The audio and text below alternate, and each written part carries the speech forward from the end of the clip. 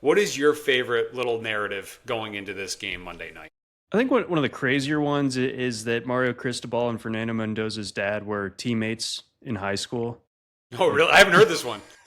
yeah, like how? How did this happen? And I mean, it's wild that Mendoza, a Miami kid, he ends up at Cal, and he was a very lightly recruited. He just wasn't a big deal coming out of high school. So for him to come on this route and have the University of Indiana being like his sort of like launch pad into national stardom and into college football in the annals of college football history is incredible to me. But I think like the big thing for me, the most fascinating thing is that if Indiana caps this off, it's such an ushering in of the new era of college football because Ohio State won last year, but they're a blue blood. They're a traditional power, and they leverage the resources at hand to kind of bolster that roster. They bring in the quarterback and Will Howard. They bring in Quinshon Judkins. They bring in Caleb Downs, and it becomes a juggernaut of a team.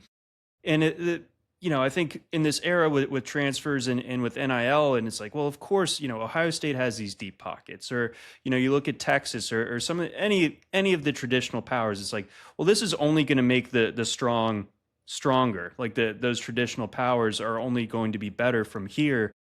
Indiana just flips that completely on its head, right? I mean, they are coming into the year the losingest program in college football history, and for Indiana to kind of start this period last year by making the playoff and being a kind of an amazing story in its own right, that it was kind of Cinderella. We talked about during the offseason and the lead up to week one and everything. It's like, who is this year's Indiana? And then the answer was Indiana. And then they're not even the answer to that question anymore because they are something completely different. They are this year's Ohio State. Like, they are absolute juggernauts at this point. So Yeah. they program like Indiana being able to hit it right with the coach, hit it right with the transfer quarterback, and just kind of find their formula in this new era and become this sort of insane machine, I think to me is the most fascinating development. And I think that college football, I was worried that we were going to run into a spot where